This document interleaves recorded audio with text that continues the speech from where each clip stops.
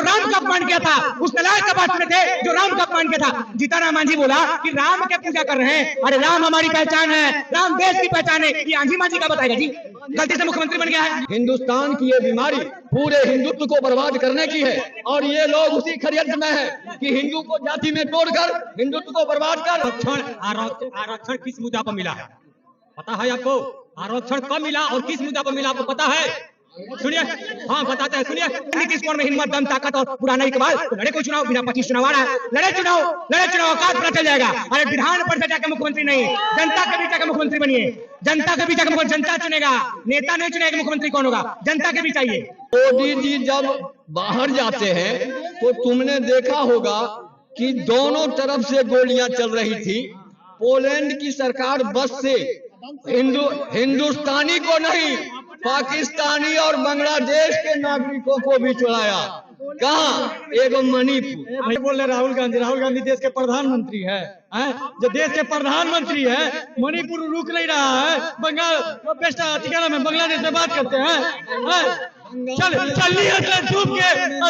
चलने के जिनका अपने 72 को छेद बांग्लादेश बोले। किया था ये बताइए, 60 साल कौन राज किया था? लखनी मोदी था। 60 साल कौन था?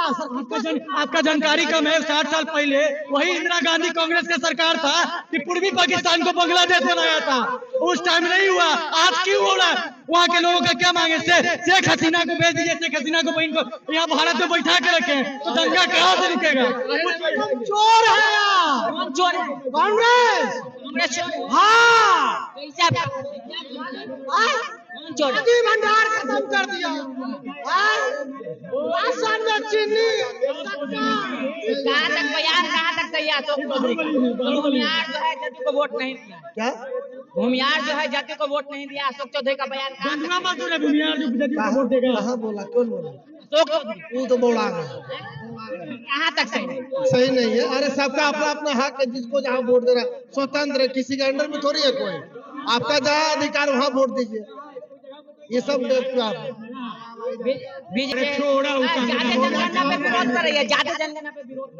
नहीं होने तो बीजेपी को आगे क्लियर करना चाहिए। चिराग पासवान, नीतीश कुमार, सब लोग को आगे क्लियर। ओम प्रकाश राजभर, अनुप्रिया पटेल जो लेटर लिख को दी थी योगी जी को, वो लोग क्लियर करना चाहिए। गुड़ खाएंगे, गुलगुला से परहेज, कहें गणगणना आयोग को देना, गणगणना नहीं होगा। अरे एक पता है, अरे कौन कंगना है भाई? पता तू?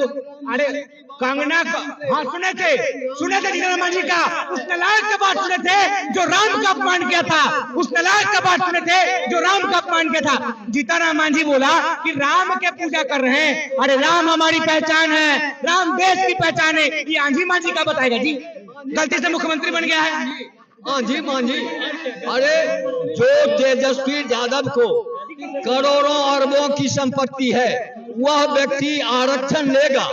और आज चलिए मेरे गांव का मुसहर, एक आदमी को आज तक कोई आरक्षण का फायदा नहीं मिला। आरक्षण का फायदा मिले, सबों को मिले, लेकिन वैसे लोगों को मिले जो उपेक्षित पात्र हैं। आरक्षण की बात कर रहे हैं बुजुर्ग। देखिए आरक्षण कौन लिया? आरक्षण नीतीश कुमार लिए। मुख्यमंत्री बने थे, चुनाव नहीं लड़े, विधान परिषद गया। अरे जब चुनाव से डर लगता है, लड़ो चुनाव, जनता के बीच जाओ। तेजस्वी चुनाव लड़ा। आरक्षण की बात, तेजस्वी आरक्षित सीट से खड़ा नहीं होता है। चिराग पासवान लड़ा आरक्षित सीट से।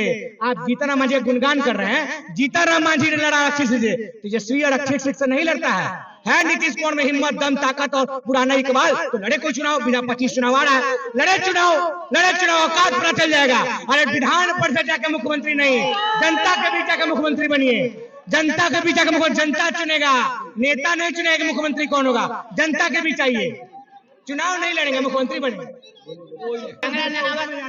ज्यादा जनगणना को विरोध करती है, कहाँ तक सही है? कौन? कंगना रनावत, बीजेपी सांसद। मैं आपको मालूम नहीं है, पूरे विश्व का खबर रखते हैं। आप जान लीजिए, जो बात आरक्षण पर उठी है उसमें मूल बातें ये है कि जो लोग सभ्य और संपन्न हैं, हमारे अंबेडकर जी भी ने कहा था कि इसे कुछ समय के बाद इसका निरीक्षण किया जाए और इसका सर्वेक्षण करके सही जातियों को दिया जाए। ये सुनिए सुनिए, आरक्षण मिला है 1935 में। आजाद होने से पहले कब मिला था? तो पूना पैक्ट जब निर्माण हुआ, जो हमारा देश आजाद नहीं था, तो अंग्रेजों के साथ समझौता हुआ। अम्बेडकर साहब भी थे उसमें। अब पूरा घोर विरोध हुआ कि आरक्षण नहीं मिलना चाहिए, लेकिन वहां पर सर्वसम्मति से पारित हुआ। विरोध किए कि नहीं आरक्षण मिलना चाहिए। मुद्दा क्या था सुन लीजिए, मुद्दा क्या था? मुद्दा था सामाजिक भेदभाव, सामाजिक समानता हो, शैक्षणिक समानता हो, आर्थिक सुनिए, अरे सुनो, इधर सुनिए, अब सुनिए, अरे सुनिए, अरे इधर बात समझने की कोशिश कीजिए, हमारा बात सुनिए। अभी आरक्षण के आर्थिक आधार पर हर जितना भी शेड्यूल कास्ट है, ST ST है, उसको आर्थिक आधार पर आरक्षण नहीं मिला है तो सामाजिक स्तर पर समाज में उसका वेट नहीं था, समाज में बराबरी की क्षमता। सुन लीजिए, पहले सुन लीजिए। नीचे को बराबर करने के लिए नहीं ऐसा नहीं था। जॉब सुनिए, अरे बात समझने की कोशिश कीजिए, बात सुन लीजिए, हमारा जवाब दीजिएगा।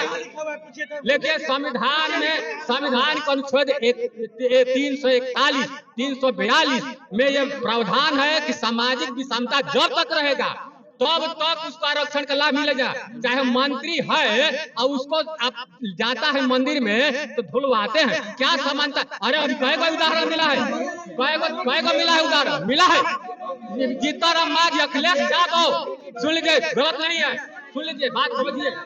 ये आपको मैं बता दूं, देखिए आपको मैं बता दूं, इसकी आइडियोलॉजी, अरे सुनियो, इसकी आइडियोलॉजी है, 1 मिनट, इसकी आइडियोलॉजी है कि हिंदुत्व जो है, अरे जरा सुन लीजिए बाबा, अरे एक मिनट सुना जाए ना, आप बोले ना।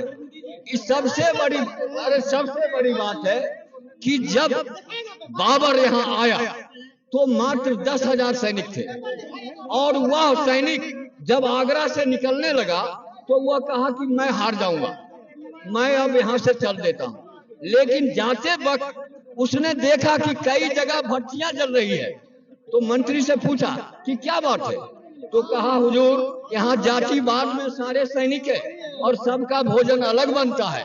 मैं आपको बता दूं, हिंदुस्तान की ये बीमारी पूरे हिंदुत्व को बर्बाद करने की है, और ये लोग उसी षड्यंत्र में है कि हिंदू को जाति में तोड़कर हिंदुत्व को बर्बाद कर और पुनः मुगलों को लाया जाए। जय हिंदुस्तान। चलिए, तो अभी जो है हम जनता के बीच में तमाम मुद्दों पर बात हुई है। बाकी आपका क्या प्रतिक्रिया है या कमेंट बॉक्स में जरूर लिखें, तब तक के लिए जय हिंद।